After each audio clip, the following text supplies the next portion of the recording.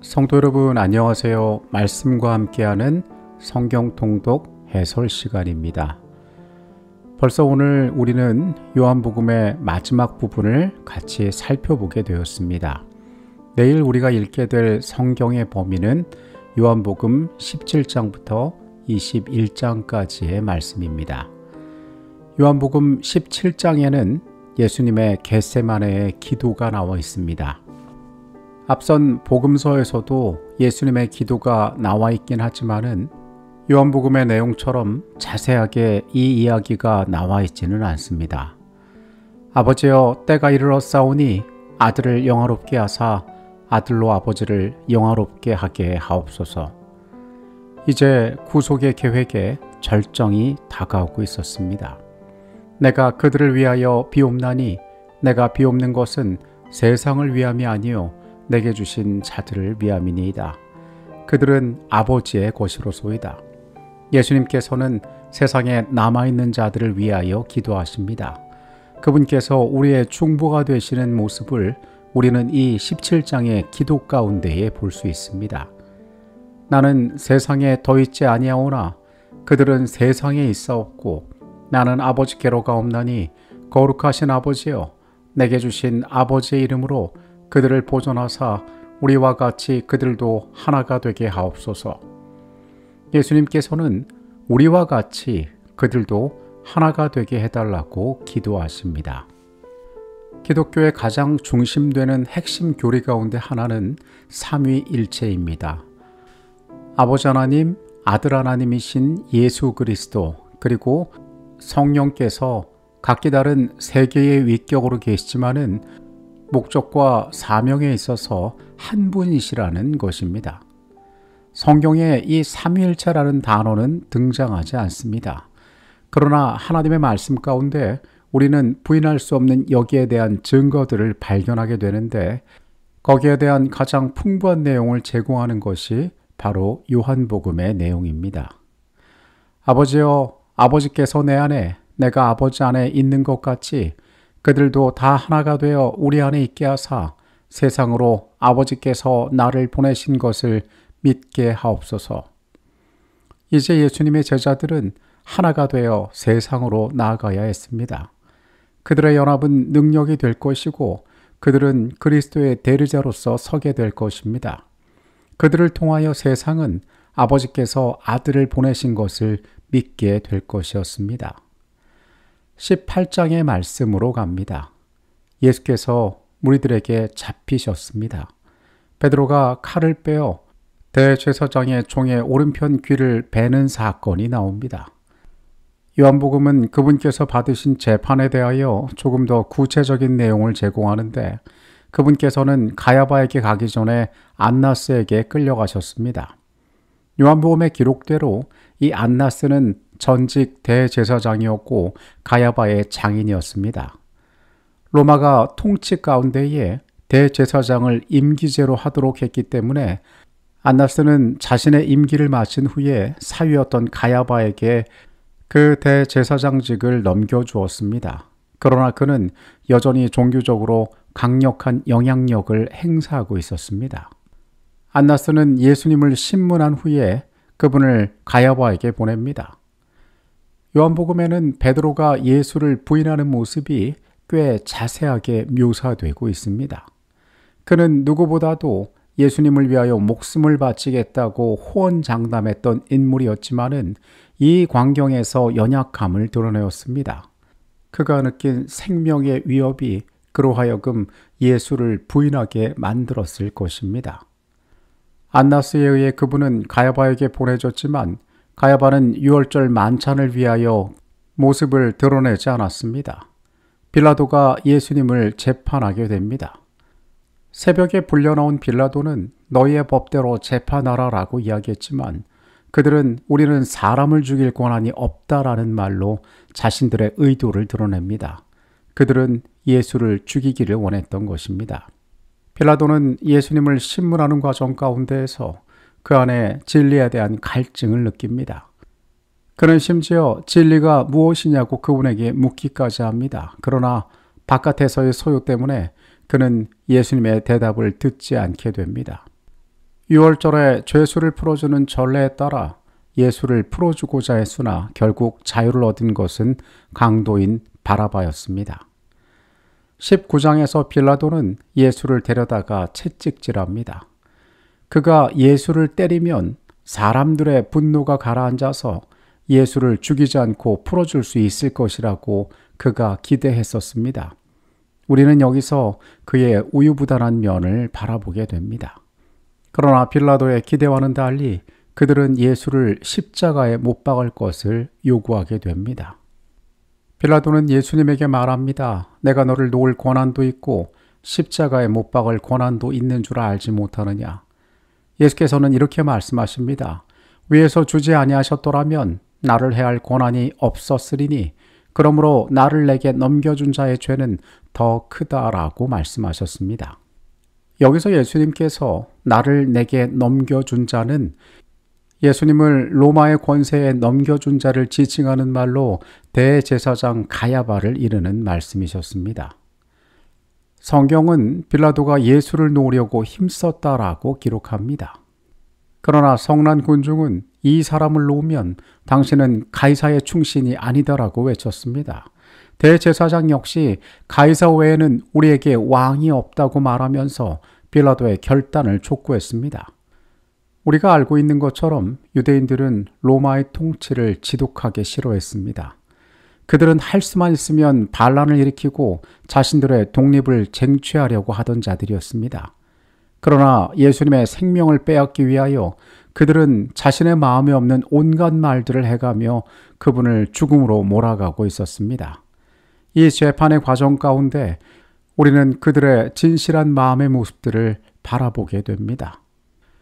예수께서 그 마지막 사명을 위하여 골고다 위에 십자가에 달리셨습니다. 그분의 십자가 곁에는 여인들도 있었는데 예수님께서는 그분의 어머니를 자신의 제자에게 부탁하십니다. 그리고 다 이루었다는 선언과 함께 그분께서는 운명하셨습니다. 때는 유월절을 준비하는 날이었습니다. 유대인들은 부정한 것을 없애기 위하여 시체를 빨리 치워주기를 원하였습니다. 그때 죽지 않은 죄수들의 뼈를 로마의 군인들이 꺾었지만은 예수님께서는 이미 운명하셨으므로 그들은 예수님의 뼈를 꺾지 않았습니다. 그 뼈가 하나도 꺾이지 않으리라는 성경의 예언이 여기에서 성취되었습니다. 예수님의 공생의 기간 감히 자신의 마음을 세상 앞에 드러내지 못했던 아리마대 사람 요셉과 니고데모에 의하여 그분께서는 새 무덤에 들어가셨습니다. 20장의 내용입니다. 일요일 아침 막달라 마리아가 가장 먼저 빈 무덤을 확인하였습니다. 베드로와 다른 제자가 직접 가서 무덤이 비었음을 또한 확인합니다. 예수님의 부활하신 모습을 가장 먼저 만난 것은 마리아였습니다.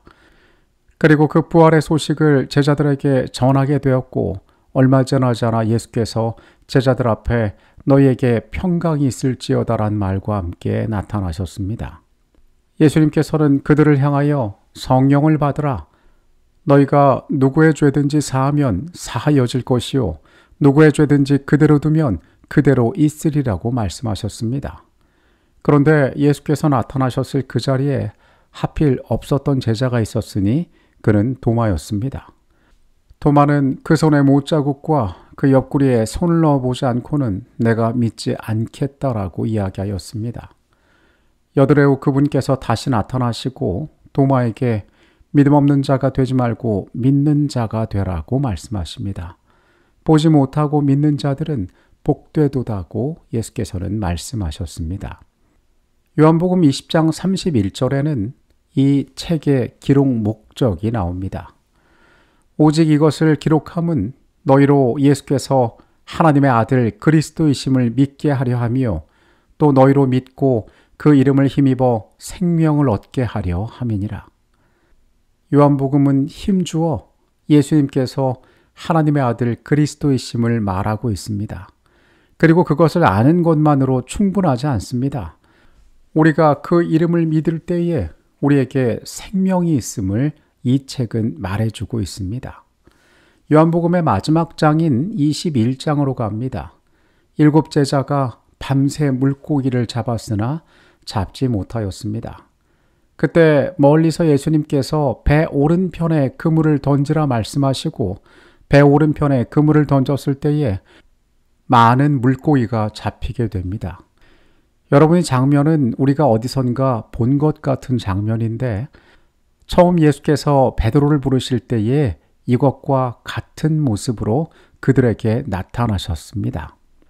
사랑하는 그 제자 요한이 가장 먼저 주님을 알아보았습니다. 베드로는 급하게 물에 뛰어들었습니다. 이때 잡은 물고기가 153마리였다고 성경은 기록합니다. 그들은 해변에서 예수님과 아침 식사를 하게 됩니다. 식사 후에 예수님께서 베드로에게 질문하십니다. 요한의 아들 시몬아, 내가 나를 사랑하느냐? 내가 주님을 사랑하는 줄 주님께서 아시나이다. 내 양을 먹이라. 두 번째도 같은 질문, 같은 대답이 이어졌습니다. 세 번째 예수께서 동일한 질문을 하자 베드로가 근심하며 대답합니다. 내가 주님을 사랑하는 줄 주께서 아시나이다.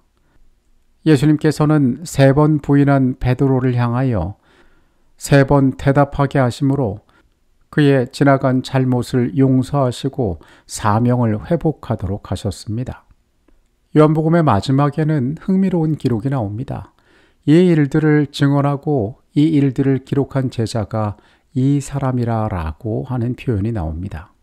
우리는 이 기록에 비추어서 이 요한복음에 나왔던 몇 번의 표현, 사랑하시는 그 제자라고 지칭된 인물이 바로 이 책의 저자인 요한이란 사실을 알게 됩니다. 왜 요한은 자기 자신을 사랑하시는 제자라고 표현했을까요? 다른 제자들보다 예수님에게 더 특별한 관심과 사랑을 받았다는 것을 자랑하고 싶은 마음에 그렇게 했을까요? 아니면 다른 목적이 있었던 것일까요? 요한이 이러한 표현을 쓴 것은 자기 자신이 더 특별한 존재라는 것을 사람들에게 자랑하기 위한 것은 아니었을 것입니다. 이 사랑받는 이란 표현은 자신만 얻은 사랑을 말하는 것이 아니라 예수님께서 모든 사람을 사랑하신 그 사랑을 지칭하는 말이었을 것입니다. 요한은 자신의 이름이 반복되어 언급됨으로써 예수님에 대하여 소개하고 그분의 구원을 말하는 이 책의 목적이 가려지기를 원치 않았던 것 같습니다. 요한복음은 특별한 책입니다.